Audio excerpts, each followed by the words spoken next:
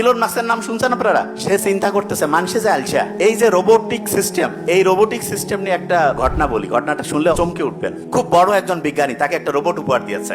ওই রোবটটার বৈশিষ্ট্য কি জানেন? কোনো কথা কয় না, কিছু করে না। ধরা যাক যে প্রফেসর স্যারকে একটা রোবট দিয়েছে, ওই রোবটটা এসে চুপচাপ আছে, 24 ঘন্টা স্যারকে অবজার্ভ করতেছে। স্যার যেভাবে কথা বলে, যেভাবে খাওয়া দাওয়া করে, যেভাবে চিঠি লেখে, যেভাবে মোবাইলে কথা বলে, যেভাবে বন্ধুর সাথে আলাপ করে, সব নোট করতেছে। তা স্যার একটা কাগজে লিখে রাখছে, আগামীকাল মায়ের সাথে কথা বলবো। খেয়াল হারাই ফেলছে। রোবট কি ভুলবে? সে চিন্তা করতেছে স্যারের খেয়াল হারাই গেছে, সমস্যা নেই। সে ফোন দিয়া মার সাথে কথা বলছে। হঠাৎ করে স্যারের মনে হয়েছে, কিরে, মায়ের সাথে তো কথা বলি নাই।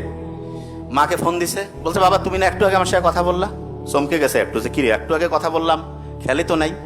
তারপরে তার একটা জায়গায় একটা চিঠি লেখার কথা ভুলে গেছে। উনি আবার দ্বিতীয়বার লিখে পাঠাইছে। ওইখান থেকে বললো, কি ব্যাপার স্যার, আপনি তো চিঠি লিখে পাঠিয়েছেন।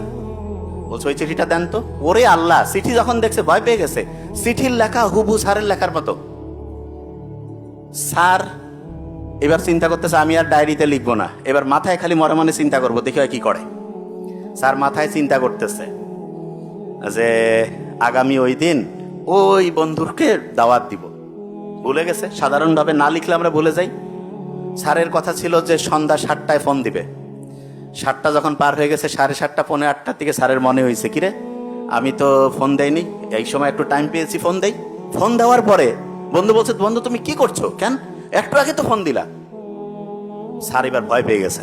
স্যার চিন্তা করতেছে যে কিরে আমি যা চিন্তা করি এও তা চিন্তা করে। পৃথিবীতে কিন্তু একই রকম দুইটা সত্তা থাকতে পারবে না। স্যার তখন চিন্তা করতেছে এই রোবটকে রাখা যাবে না। রোবটও তখন চিন্তা করছে এই লোককে রাখা যাবে না। ফাইট শুরু হয়ে গেছে রোবটের। কি ডেঞ্জারাস বিশ্ব অপেক্ষা করছে আমাদের জন্য। তা দুই প্রফেসরের এরকম আলোচনা হচ্ছে। বলতেছে একজন যে না মানুষ আগামীতে থাকতে পারবে না, আরেকজন বলতেছে না মানুষ জিতবে। তা দুই প্রফেসর বলছে ঠিক আছে, পরীক্ষা হোক, দেখি কে জিততে পারে। দুইটা রোবট দুই পক্ষ থেকে আসছে, লাস্ট বেঞ্চ। দুই পক্ষ থেকে, এক পক্ষ হচ্ছে মানুষের পক্ষ, যে মানুষ জিতবে, আরেক পক্ষ হচ্ছে যেন রোবট জিতবে। একই চেহারার দুইজন আসছে, সেম। এখন দুইজনের মধ্যে একজন হচ্ছে সত্যিকারের মানুষ, আরেকজন হচ্ছে সত্যিকারের রোবট, কিন্তু চেহারা সবকিছু একদম সেম। পরীক্ষা হবে যে কে জিততে পারে।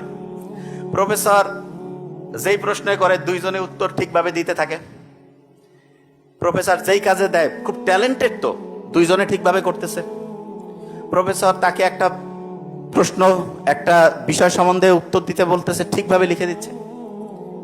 তখন এই প্রফেসর, খুব জ্ঞানী মানুষ, চিন্তা করতেছে কি করলে কে মানুষ আর কে হচ্ছে রোবট, কিভাবে বের করবো।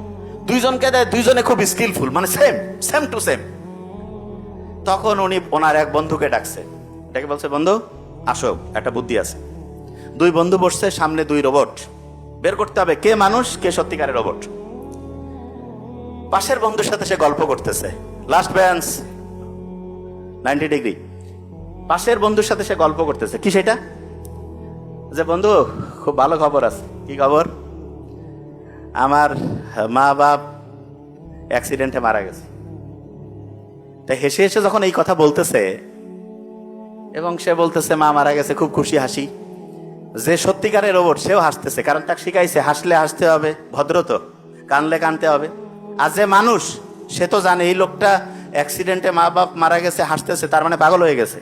ও তাকে বুকে জড়ায় ধরছে। যখন ও বুকে জড়ায় ধরছে, তখন ওই বিজ্ঞানী বলতেছে এ হচ্ছে খাঁটি মানুষ আর হচ্ছে রোবট। বুঝা গেছে? তার মানে মানুষের সবচেয়ে পাওয়ারফুল জিনিস হচ্ছে অন্যের প্রতি সহমর্মিতা, অন্যের প্রতি এই যে মানুষের সাথে মানুষের যে বন্ডিং, এটা দুনিয়ার সবচেয়ে সেরা জিনিস।